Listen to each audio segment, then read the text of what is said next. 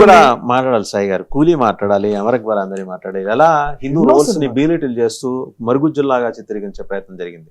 ఆ ఒక 2-3 దశకాలు వాళ్ళు రూల్ చేశారు. ఇద్దరు జంట రచయితలు ఉండేవాళ్ళు, వాళ్ళు రూల్ చేశారు. మీకు ట్విట్టర్ లో ఒక హ్యాండిల్ ఉంటుంది, జెమ్స్ ఆఫ్ బాలీవుడ్ అని.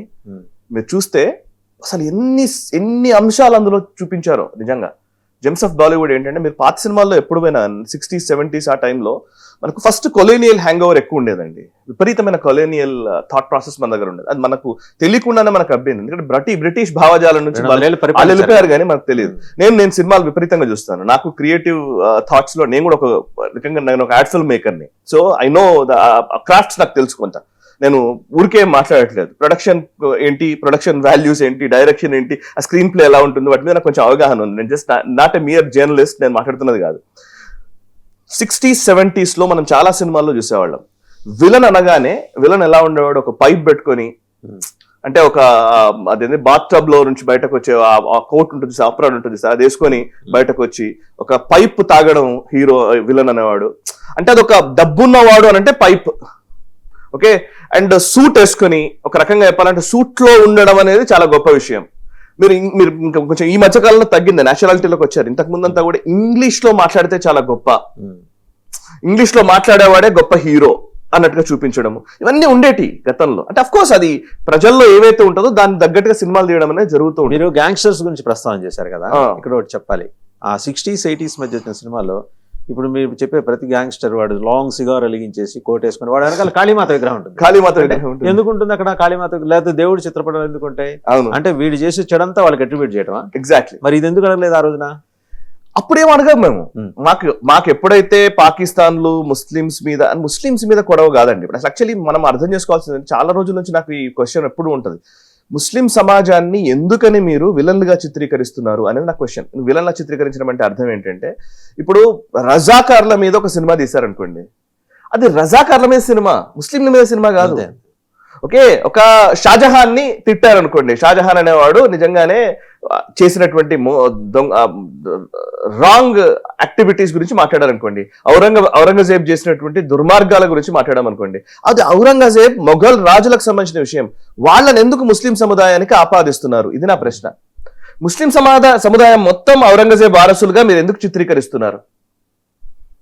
ఎవరు చిత్రీకరించకూడదు. ఇప్పుడు మనం కూడా మాట్లాడుతుంటాం, చాలా మంది హిందూ రాజులు కొంతమంది తప్పులు చేసిన వాళ్ళు ఉంటారు. జయచంద్రుడు ఉన్నాడు. జయచంద్ర చేసినటువంటి దాన్ని మనం ఏమన్నా అంగీకరిస్తామా? రావణుడు బ్రాహ్మణుడు అంటారు, రావణుడే విపరీతంగా రావణ బ్రహ్మ అంటారు. రావణుని ఏమన్నా మనం అంగీకరిస్తున్నామా? అతను కూడా హిందువే అంటున్నామా? లేదు కదా. గుణాన్ని బట్టి కదా మనం చూడాల్సింది ఎవరైనా. సో గుణమే లెక్క అని అంటున్నాను. సరే, మనం సినిమాలోకి వద్దాం, దురంధర్లోకి వద్దాం. దురంధర్లో 2-3 అంశాలండి. అందులో చెప్పిన వాటికి అన్నింటికీ ఆధారాలు ఉన్నాయా లేవా అంటే కనుక దాదాపుగా ఆధారాలను ఆయన మెయింటైన్ చేశాడు ఆదిత్య థర్. అందులో ఒకటి కరెన్సీ, కౌంటర్ఫేట్ కరెన్సీకి సంబంధించిన ప్రస్తావన ఉంటుంది.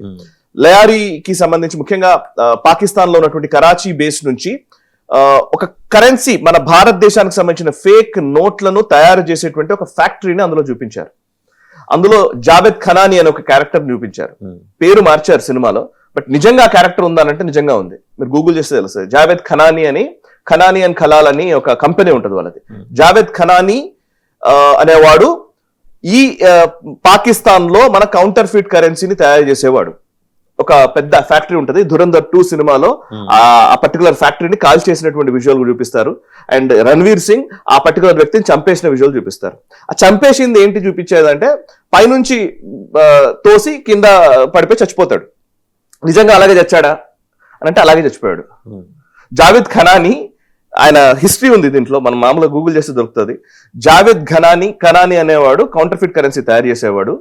అతను ఎలా చనిపోయాడు అని అంటే, సినిమాలో కూడా చూపించారు. డిమానిటైజేషన్ November 8, 2016 రోజున డిమానిటైజేషన్ జరిగింది. అదే 2016 2 నెలలకి అంతే, November 8 రోజు డిమానిటైజేషన్ జరిగితే December 16 రోజు చచ్చిపోయాడు. అది కూడా ఆత్మహత్య చేసుకుని చచ్చిపోయాడు, బిల్డింగ్ పై నుంచి దూకి చచ్చిపోయాడని. దాన్నే ఈ సినిమాలో చూపించారు. ఓకే, దాని వెనకాల కథ ఏంటి?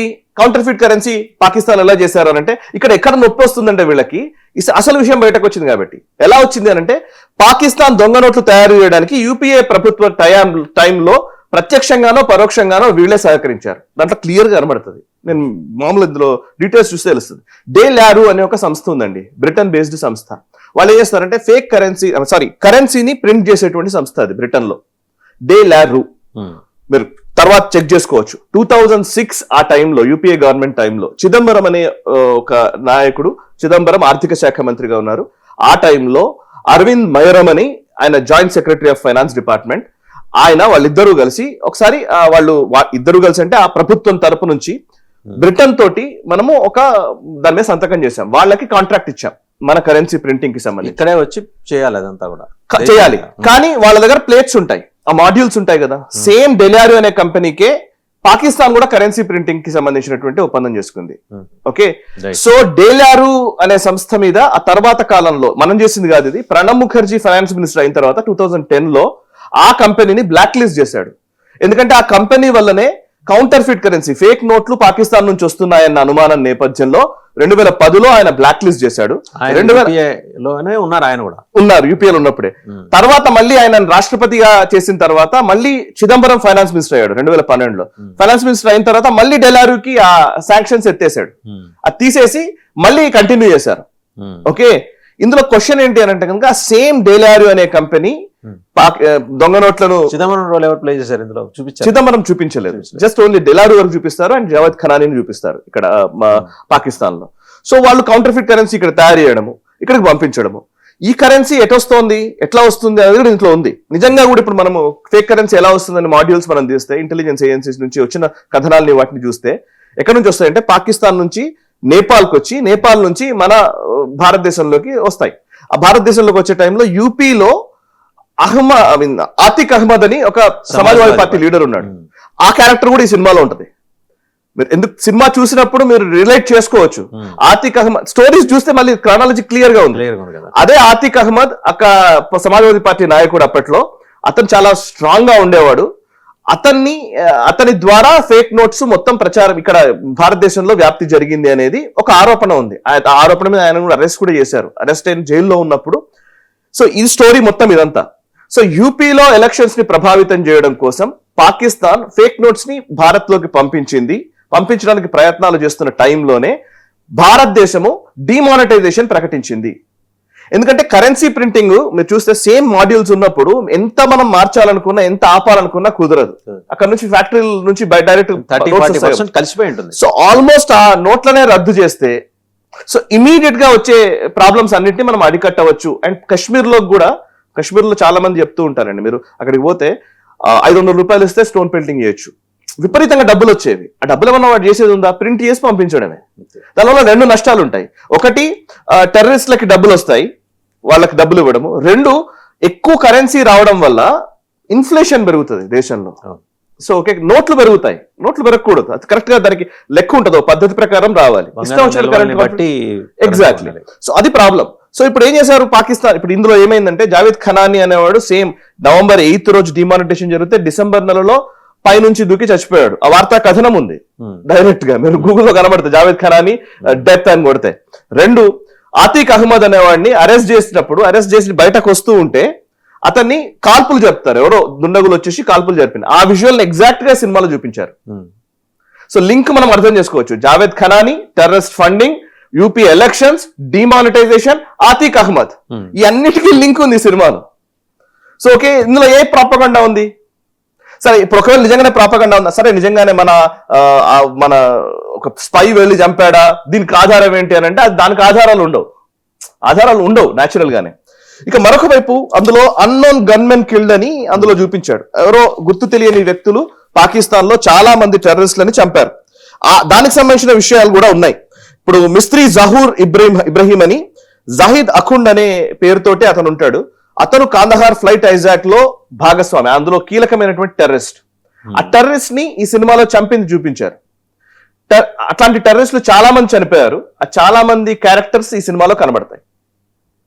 సో పాకిస్తాన్ లో వాళ్ళు ఎలా చనిపోయారు అని అంటే కనుక నిజంగానే గుర్తు తెలియని వ్యక్తులు రావడము, చంపడము.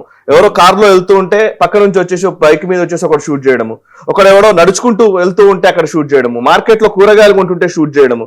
ఇట్లా గత 2-3 సంవత్సరాల్లోనే అన్నోన్ గన్మెన్ కిల్డ్ అనే స్టోరీస్ పాకిస్తాన్ లో చాలా వచ్చాయి. సరే, అది మనం డిజోన్ చేసుకుంటాం, భారత ప్రభుత్వం డిజోన్ చేసుకుంటుంది. చేశామా అంటే చేయలేదని చెప్తాం భారత ప్రభుత్వాన్ని అడిగితే. బట్ స్పై నెట్వర్క్ విస్తరిస్తోంది అని చెప్పే ప్రయత్నంలోనే ఈ సినిమా తీశారు. మనం సినిమాను సినిమాలాగా చూడాలంటే సినిమాలాగానే చూడాలి, లేదు ఆధారాలు చూపించాలంటే ప్రతిదానికి ఆధారాలు కావాలంటే అవి కూడా ఉన్నాయి. ఎగ్జాక్ట్లీ.